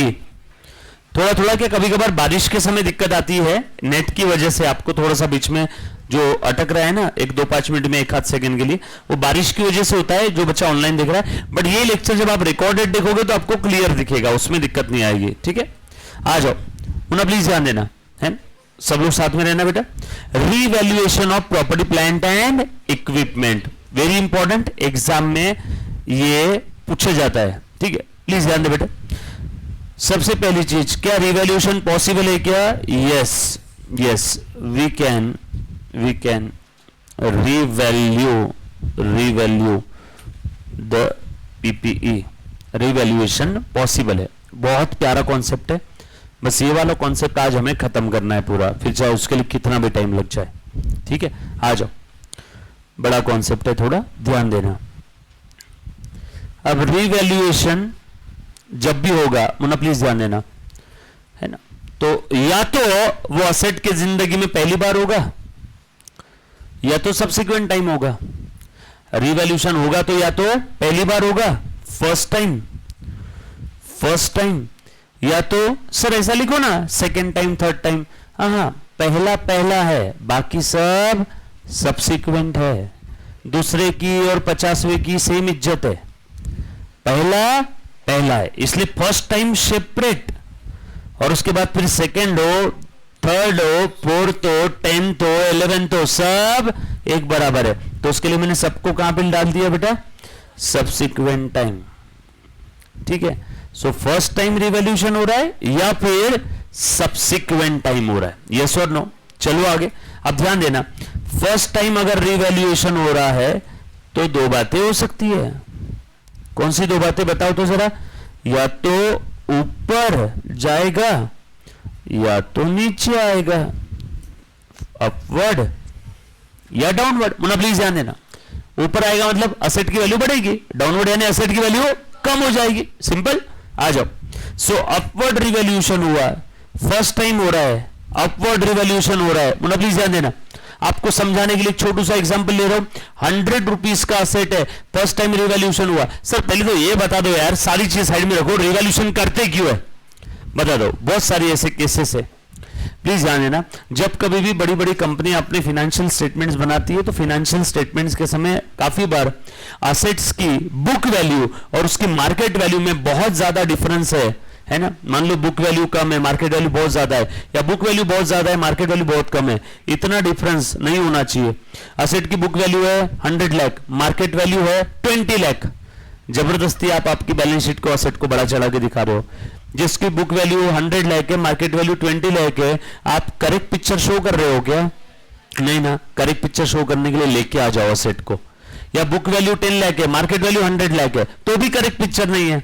तो एक काम करते हैं, वहां पे कंपनी लॉ के है ना रिस्पेक्टिव सेक्शन को मद्देनजर रखते हुए हम लोग क्या करते हैं, असेट को रीवैल्यू कर लेते हैं। और एक इंसिडेंस बताता हूं, आपने बचपन में किया है, पार्टनरशिप के एडमिशन के समय रीवैल्यूएशन अकाउंट बनाते थे ना।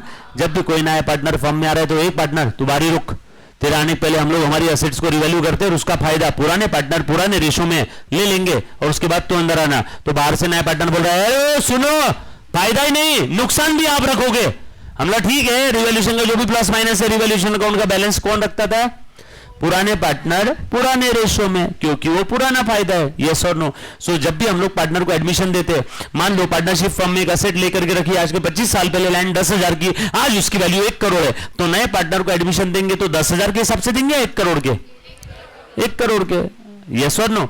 तो हम लोग उसको बोलेंगे भाई रुक असेट्स की नई वैल्यू निकालने दे उसके बाद आ। यस और नो? तो रिवैल्यूएशन के बहुत सारे ऐसे इंसिडेंसेस है, इसलिए मैं रिवैल्यूएशन करता हूं। मुझे कोई शौक नहीं है जबरदस्ती उड़ते हुए तीर अपने अंदर लेने का। यस और नो? तो मैं क्या कर रहा हूं? रिवैल्यूएशन क्यों कर रहा हूं? मुन्ना प्लीज ध्यान देना, सिचुएशन की नजाकत को देखते हुए मैं रिवैल्यूएशन कर रहा हूं। ऐसे काफी सारे इंसिडेंसेस आएंगे आगे जाकर के। आप कंपनी का अमलगमेशन देखोगे, कंसोलिडेशन देखोगे। सर कंसोलिडेशन मतलब क्या? एक कंपनी है उसकी 4 पिल्लू कंपनी है, पिल्लू सब्सिडायरी कंपनी। यस और नो? सब्सिडायरी का आपने मीनिंग देखा हुआ है ऑलरेडी, बचपन में पढ़ा था लॉ वगैरह में। सब्सिडायरी क्या है बेटा? है ना, अगर किसी एक कंपनी के पास किसी दूसरे कंपनी के आधे से ज्यादा वोटिंग राइट आ गए तो उस दूसरे कंपनी को हम लोग बोलेंगे वो हमारी सब्सिडायरी है। मान लो रिलायंस कंपनी के पास टाटा कंपनी के आधे से ज्यादा वोटिंग राइट आ गए तो रिलायंस कंपनी कौन हो गई? Parent company, holding company. और टाटा के आधे से ज्यादा वोटिंग राइट हमारे पास है तो टाटा हमारी कौन हो गई? पिल्लू, सब्सिडायरी। यस और नो? सो प्लीज ध्यान देना बेटा। सो होल्डिंग कंपनी को अपने फाइनेंशियल स्टेटमेंट बनाते वक्त उसके सारे पिल्लू कंपनी के फाइनेंशियल स्टेटमेंट क्या करना है? कंसोलिडेट करना है, मर्ज करके दिखाना है। तो वहां पे भी रिवैल्यूएशन होता है। दो कंपनी का मिलन हो रहा है, अमलगमेशन। मैं और तुम अगर हम हो जाते दर्द दिलों के कम हो जाते, अमलगमेशन। दो कंपनी का मिलन हो रहा है और एक नई कंपनी पैदा हो रही है, Vodafone Idea Vi, Vodafone Idea Vi. Apple pen, apple pen, pineapple pen, pineapple pen, apple pen, pineapple pen, pen pineapple, apple pen. Yes और नो? वहां पे भी रिवैल्यूएशन होता है, वहां पे भी आपका रिवैल्यूएशन होने वाला है। तो बहुत सारे इंसिडेंसेस है, ये समझ में आया क्या? तो नेक्स्ट टाइम से आपके मन में ये सवाल नहीं आना चाहिए कि रिवैल्यूएशन हम लोग क्यों कर रहे हैं। ये बात समझ आई सभी को? पक्की बात? एक सेकेंड, ये फिर से टन करके आवाज आएगी, बोला ही था ना मैंने। चलो देखो ध्यान देना, अभी आ जाओ आ जाओ। हाँ मुन्ना देख ध्यान दे। सो रिवैल्यूएशन इसके लिए होता है। अब रिवैल्यूएशन या तो फर्स्ट टाइम होगा या तो सब्सिक्वेंट टाइम होगा। फर्स्ट टाइम अगर रिवैल्यूएशन हो रहा है तो या तो अपवर्ड या तो डाउनवर्ड। आप कॉमन सेंस अप्लाई करो ना यार, असेट का रिवैल्यू अगर बढ़ रहा है तो आपका फायदा या नुकसान है? असेट बढ़ रही है, 100 रुपए की असेट आपकी कितनी हो गई? 120 की। बोलो 100 की असेट, साथ साथ लिखना भी है बेटा मेरे साथ साथ। 100 की असेट आपकी कितनी की हो गई? 120 की। बोलो असेट बढ़ी या कम हुई? बढ़ी। असेट का डेबिट बैलेंस बढ़ती है तो डेबिट करो, याद है अपना रूल? सो एसेट अकाउंट डेबिट 20 से बढ़ गई ना, 100 की 120 हो गई, 20 से बढ़ गई, 20 से बढ़ गई। अंजू ध्यान देना बेटा। हाँ बेटा 100 की 120 हो गई, 20 से बढ़ गई। यस और नो? ये मैंने लिख दिया 2। अब बताओ ये फायदा जो हुआ, ये फायदा कहां डालू? रिवैल्यूएशन अकाउंट में डालेंगे, पी&एल में डालेंगे क्या? पी&एल में नहीं डालेंगे। क्यों? क्योंकि ये फायदा अभी तक रियलाइज नहीं हुआ। जो चीज हमें अभी तक रियलाइज नहीं हुई हम लोग उसे बांट सकते हैं क्या डिविडेंड बोल के किसी को? या हम लोग उसे किसी को दे सकते हैं क्या? नो। जो मुझे ही नहीं मिला मैं वो किसी और को क्या दूं? यस और नो? सो ये जो फायदा है ये काल्पनिक फायदा है, इसको हम लोग कहां डालेंगे? रिवैल्यूएशन रिजर्व में। इसको कहां डालेंगे? रिवैल्यूएशन रिजर्व में। सो लिखो टू रिवैल्यूएशन रिजर्व, क्योंकि अगर आप पी&एल में लिख दोगे तो उसके ऊपर इनकम टैक्स मांगने आ जाएंगे सरकारी अधिकारी, आपका प्रॉफिट बढ़ गया। मैं बोला साला फायदा हुआ का? मेरा दोस्त आया मेरे पास, बोला मुझे पार्टी दे। मतलब किस चीज की? बोले तेरे पास पुरानी बाप दादा की जमीन है, आज उसकी वो 1 लाख की जमीन की वैल्यू हो गई 50 लाख। बोले तेरा 49 लाख का फायदा हो गया। मतलब हाँ, उसने बोला दे पार्टी। मतलब मेरे पास है किधर वो फायदा? अरे है किधर?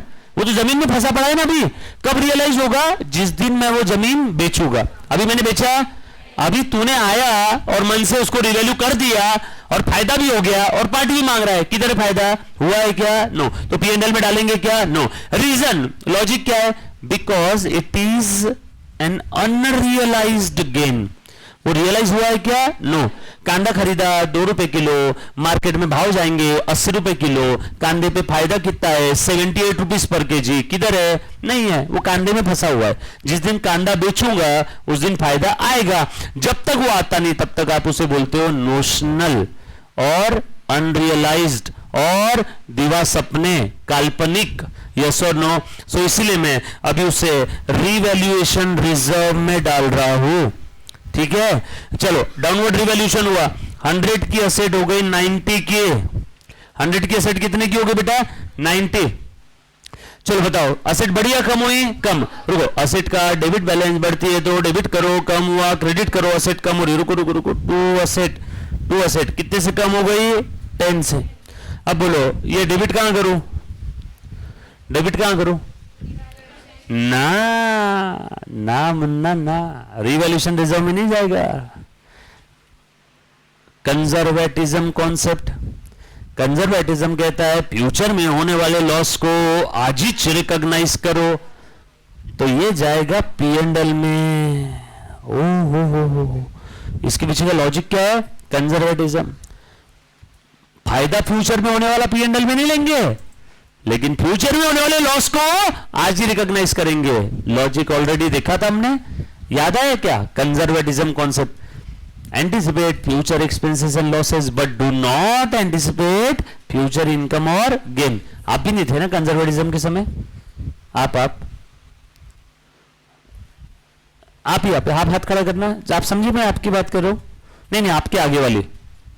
हाँ, आप थे कंजर्वेटिज्म में? मैंने कैसे पहचाना? Face reading bro. Don't worry, आपका कुछ ऐसा मिस नहीं हुआ, आपने कोई पाप भी नहीं किया। बस आपको इतना है कि बाकी बच्चों को वो चीज पता है, आपको नहीं पता है। जैसे ही आपको पता चल जाएगी तो आपके और बाकी बच्चों में कोई फर्क नहीं रहेगा। तो अपने आप को डिमोटिवेट मत करना, बस इतनी ही देरी है, आपको पता नहीं है। जो बच्चों को नहीं हुआ है मेरे को एक बार सिर्फ भेज देना, मैं आपको लिंक भेज दूंगा, उसमें से देख लेना। बट वो आपको मेहनत करनी पड़ेगी। बाकी बच्चों ने मेहनत की है, यहाँ पे सुबह 1-1 घंटा, सवा घंटा आके बैठे, तो आपको भी उतना एक बार बैठना पड़ेगा, तो आप सब एक लेवल में आ जाओगे। ठीक है, और डोंट वरी, मैं इसे रिवीजन लेने वाला हूं। हम लोग क्या करेंगे, कोई एक संडे जितना हमने पढ़ा है ना सब रिवाइज भी कर लेंगे। तो आपका जो बच्चों का मिस हो गया वो जुलाई में कोई तो एक संडे ले लेंगे। कोई एक संडे क्यों, है ना? अभी कौन सा है आने वाला? आज की क्या तारीख है बेटा? आज की 11 जुलाई है ना। 18 को एक संडे आ रहा है, उसके बाद जुलाई का लास्ट संडे 24 को आएगा ना, 25 को। 25 जुलाई का संडे अपनी दरी है। 25 जुलाई मेरे लिए बुक कर देना, मैंने आपको बुक करके रखा है, और किसी के साथ जाना मत। यहां पे सब लोग चुपचाप आ जाना। 25 जुलाई संडे के दिन मैं आकाश सर को बोल दूंगा, सर जरा क्लास के किवाड़ खुले रखना, हम आ रहे हैं, है ना? चलो, ये लिख लिया बेटा सभी ने? इसके पीछे का लॉजिक क्या है? इसके पीछे का लॉजिक है, लिख लेना, कंजर्वेटिज्म और प्रूडेंस। यहां पे P&L क्यों नहीं लिया सर? Again conservatism. क्यों? फ्यूचर में होने वाले लॉस को, फ्यूचर में होने वाले गेन को आज रिकॉग्नाइज नहीं करते, इसलिए मैंने पहले वाले में P&L क्रेडिट नहीं किया। लेकिन दूसरे वाले में लॉस हो रहा है ना, असेट की वैल्यू कम हो गई। लॉस कब होगा? जिस दिन असेट बेचूंगा। कब बेचूंगा? फ्यूचर में। तो फ्यूचर में होने वाले लॉस को आज ही रिकॉग्नाइज कर लो। यस और नो? अब सब्सिक्वेंट टाइम रिवैल्यूएशन हो रहा है, ये बहुत आसान है, सिर्फ अच्छे से समझना है ना, थोड़ा सा समझना। अब ये जो सब्सिक्वेंट टाइम रिवॉल्यूशन हो रहा है ना, ये मॉड्यूल में इतना ऐसा घुमा फिरा के दिया है, मैं उस सारी चीजों को साइड करता हूं और आपको एक हिंदी भाषा में आसान सा सेंटेंस बताता हूं, तो पूरा कॉन्सेप्ट एक सेंटेंस में कवर्ड है। वो एक सेंटेंस है ना, बस एक सेंटेंस, ठीक है? वो कहीं देखने नहीं मिलेगा, मॉड्यूल में नहीं है, बट एक सेंटेंस में पूरा कॉन्सेप्ट कवर्ड है। अच्छे सुनना जरा सब लोग ध्यान है। सब्सिक्वेंट टाइम रिवॉल्यूशन हो रहा है, मतलब पहली बार कहीं ना कहीं हुआ है, तभी तो सब्सिक्वेंट है ना, नहीं तो आएगा subsequent. First time, second time, third time कहीं ना कहीं हुआ है, इसलिए आप सब्सिक्वेंट बोल रहे हैं। सो सब्सिक्वेंट टाइम रिवॉल्यूशन हुआ तो यहां पे दो बातें हो सकती है, उन्हें प्लीज ध्यान देना। पिछली बार अपवर्ड हुआ था और इस बार, सॉरी, पिछली बार डाउनवर्ड हुआ था, लिख लो साहब, last time upward, last time downward, दो ही बातें हो सकती है ना, last time upward, last time downward. इसके अलावा और कुछ हो सकता है क्या? सब्सिक्वेंट टाइम है मतलब पिछली बार कुछ ना कुछ हुआ है, तो पिछली बार क्या होगा, या तो अपवर्ड या तो डाउनवर्ड, इसके अलावा और कुछ हो सकता है क्या? यस और नो? अपवर्ड डाउनवर्ड के अलावा और कुछ हो सकता है? नो। सो पिछली बार अपवर्ड हुआ था, पिछली बार हुआ था 100 से 120, तो अब इस बार क्या हो सकता है? नाउ दिस टाइम या तो अपवर्ड होगा या तो डाउनवर्ड होगा। ये पिछली बार हो गया, ये पिछली बार हो गया, तब दिस टाइम या तो अपवर्ड होगा या तो डाउनवर्ड होगा। बरोबर है? पिछली बार हो गया था, देखो फर्स्ट टाइम 100 से 120 हो गया था, पिछली बार हो गया था 100 से 120। अब इस बार सब्सिक्वेंट टाइम, यानी मैं इस बार की बात कर रहा हूं, इस बार या तो अपवर्ड होगा, अपवर्ड हुआ यानी 120 से 125। बोलो एंट्री क्या रहेगी? असेट बढ़ गई, असेट कितने से बढ़ी? 5 से। कुछ बच्चे सोच रहे होंगे सर वो लास्ट टाइम का 100 से 120 हुआ, उसका एंट्री नहीं करोगे क्या? अरे वो तो हो गया ना लास्ट टाइम, लास्ट टाइम हो गया, एंट्री भी हो गई, हमें कौन सी करनी है? इस बार की, this time. So this time अगर अपवर्ड हुआ, asset account debit to revaluation reserve. इस बार अगर डाउनवर्ड हुआ तो 120 से 118 हो गया, 120 से 118 हो गया। बोलो क्या एंट्री करेंगे अब? सोच समझ के जवाब देना। असेट कम हो गई, रुको सर पहले हम ये बताते थे असेट कम हो गई, यानी टू असेट टू 120 से 118 हो गया ना। अब बताओ, गेस करो, लॉजिक कॉमन सेंस। बोलो बेटा डेबिट क्या करेंगे?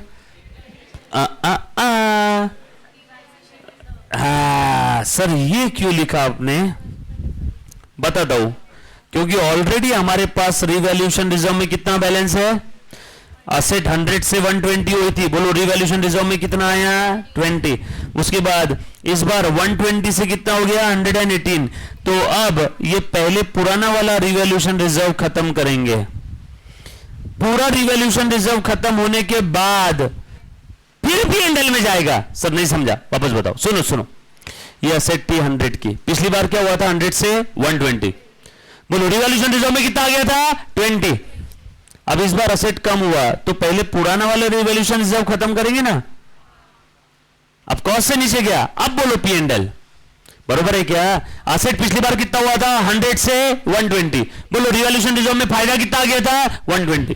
अब अगर इस बार असेट 120 से 118 होता है तो डायरेक्ट लॉस बोलेंगे? तो डायरेक्ट लॉस बोलना है कि पहले पुराना वाला फायदा खत्म करना है? पहले पुराना वाला फायदा खत्म करेंगे ना। पिछली बार असेट हो गया था 100 से 120, बोलो बेटा रिवैल्यूएशन रिजर्व में कितना आ गया? 20। इस बार 120 से 118 हो गया, तो डायरेक्ट लॉस नहीं बोलना, पहले पुराना फायदा खत्म कर। Revaluation reserve account debit to asset, revaluation reserve asset to debit, revaluation reserve account debit to asset, revaluation reserve account debit to asset, revaluation reserve account debit to asset. अब बोलो P&L to asset, P&L to asset, P&L to asset. सुनना सुनना सुनना, अब asset थोड़ी सी बढ़ गई, asset to P&L, asset to P&L, asset to P&L, asset to P&L। अब asset to revaluation reserve, asset to revaluation reserve, asset to revaluation reserve. बरोबर है क्या? रुको मैं लिख के बताता हूं, प्लीज ध्यान देना। देखना लास्ट टाइम डाउनवर्ड हुआ था, लास्ट टाइम असेट हो गई थी 100 से 90। इस बार क्या हुआ? दिस टाइम फिर से डाउनवर्ड हो गया। एक सेंटेंस बताओगे आपको, कॉस्ट के नीचे की सारी एडजस्टमेंट P&L से रूट होगी और कॉस्ट के ऊपर की सारी रिवैल्यूएशन। ये बच्ची समझ गई, प्यारी समझ गई। कॉस्ट के ऊपर का सब कुछ रिवैल्यूएशन रिजर्व, कॉस्ट के नीचे का सब कुछ P&L। समझ में आया क्या? यस और नो? ध्यान देना। दिस टाइम डाउनवर्ड 100 से 90 हो गया था लास्ट टाइम, इस बार क्या हुआ? 90 से 85 हो गया। बोलो असेट कम हो गई, सो टू असेट 5, और कॉस्ट के नीचे वाला है ना, दिस टाइम अपवर्ड 90 से हो गया, चलो 102। अब लास्ट वाले का एंट्री बता दो, मान जाऊंगा। एक मैं बता देता हूं, असेट 90 से 102 हो गया, असेट बढ़ गई 12 से। असेट का डेबिट बैलेंस बढ़ती है तो डेबिट करो 12। अब बताओ ए बेटा मुन्ना प्लीज ध्यान देना, ये 100 कॉस्ट, कॉस्ट से नीचे गया asset, P&L account debit, P&L account debit to asset, P&L debit to asset, P&L to debit to asset, asset to P&L, asset to P&L, asset to P&L, asset to P&L, और बढ़ रहा है, asset account debit to revaluation reserve, asset to revaluation reserve, asset to revaluation reserve, कम हुआ, revaluation reserve debit to asset, revaluation reserve debit to asset, revaluation reserve debit to asset, cost से नीचे गया, P&L to asset, P&L to asset, yes और no. अब यहां पे क्या हुआ, 90 से असेट 100 गया और 100 से ऊपर और 2 चला गया, 102 हो गया। अब क्या बताओ, 90 से 100 तक जो गया उसके लिए लिखेंगे to revalue, sorry to P&L, to P&L, और कॉस्ट के ऊपर जो भी गया वो गया है रिवैल्यूएशन रिजर्व। एक बार वापस सुनना, लिख लो पहले फिर बता देता हूं, है ना। कल इसके ऊपर बहुत सारे एग्जाम्पल देखेंगे, मतलब डमी एग्जाम्पल्स लेके बताऊंगा, है ना। आज अगर कुछ बच्चों को 40-50% समझा होगा तो कल 110% हो जाएगा, है ना। नो बेटा, एक बच्ची ने बोला सर कल लेक्चर लिया था क्या? नहीं बेटा, कल लेक्चर नहीं लिया था, मैं तो शादी एंजॉय कर रहा था, सिस्टर की शादी में गया था, कल ही आया मैं। अब सुनना, लिख लिया सभी ने? अब ध्यान दो, मैं इस पूरे चार्ट को फेस टू फेस वाले बच्चे इधर इधर देखेंगे, ऑनलाइन वाले इधर देखेंगे, इस पूरे चार्ट को एक सेंटेंस में बता रहा हूं बेटा, एक सेंटेंस में ये पूरा चार्ट। ओ हो कितना भयंकर वाला मिस किया आपने, मालूम है आपको? बाप रे बाप बाप बाप बाप बाप, देखो देखो देखो देखो देखो ना सब लोग इनकी तरफ। अच्छा बैठो बैठो सर, ऐसे मत करो सर, ठीक है, कॉलेज था क्या? कोई बात नहीं, कोई बात नहीं, डोंट वरी, मिस नहीं होगा। मेरे को एक बार आप लोग मैसेज कर रहे हैं ना, मैं आपको ये दे दूंगा, लिंक दे दूंगा, तो आपको में हो जाएगा कवर हो, ठीक है। आ जाओ, ध्यान देना अभी, एक मिनट प्लीज ध्यान दे, पूरे चार्ट को एक सेंटेंस में कवर कर रहा हूं, अब पूरे चार्ट को, है ना, अच्छे से ध्यान देना बेटा, ये पूरा चार्ट एक सेंटेंस में, ठीक है। आ जाओ, चल पूरा चार्ट, असेट की कॉस्ट के ऊपर असेट बढ़ी, 100 कॉस्ट है ऐसा समझो, 100 से हो गया 102, asset account debit 2 revaluation reserve 2, 102 से 105, 3 से बढ़ गई ना, asset account debit 2 revaluation reserve 3, 105 से 110 हो गई, asset account debit 2 revaluation reserve 5, बराबर है क्या? अब 110 से 102 हो गई, अभी तक पुराना वाला रिवैल्यूएशन रिजर्व खत्म नहीं हुआ। जब भी असेट कम होती है तो पहले असेट को पूछो, हे असेट बता पुराना वाला रिवैल्यूएशन रिजर्व में बैलेंस है क्या, तो पहले उसको खत्म करो, और रिवैल्यूएशन रिजर्व पूरा खत्म होने के बाद फिर P&L डेबिट करो, समझे? चलो, सो असेट 110 तक हो गई थी, अब 110 से 102 हो गई, 110 से 102 हो गई, अभी भी रिवैल्यूएशन रिजर्व है ना, so revaluation reserve account debit 8 to asset 8, 102 से 100 हो गई, revaluation reserve account debit 2 to asset 2, अब 100 से नीचे गई 2, अब बोलो P&L अकाउंट डेबिट 2 असेट, ये तो फिक्स है, असेट बढ़ी तो असेट डेबिट, कम हुआ तो असेट क्रेडिट, सवाल पैदा होता है P&L की रिवैल्यूएशन, तो वो डिसाइड कैसे करेंगे? कॉस्ट के ऊपर का सब revaluation reserve plus minus, cost के नीचे का सब P&L, एक 40-50% समझा, ठीक है। कल इसके ऊपर कुछ डमी एग्जांपल्स लूंगा, कल हम लोग बहुत सारे प्रैक्टिकल क्वेश्चन सॉल्व करेंगे, ठीक है। कल आप लोगों के हाथ में एटलीस्ट डिप्रिसिएशन की नोट्स आप सभी के पास में आ जाएगी, फुल बुक बहुत जल्दी आपको मिल जाएगी, एटलीस्ट डिप्रिसिएशन की नोट्स आप सभी के हाथ में कल आ जाएगी बेटा, ठीक है, चिंता मत करना। इतना कह के आज के छोटू से 2 शब्द में समाप्त करो। Thank you very much, love you all, take care, bye bye, stay home stay safe बेटा, बाय बाय। सर होम में रहेंगे तो क्लास कैसे आएंगे? ये भी तो घर ही है ना यार आपका। चलो okay, bye bye bye bye bye.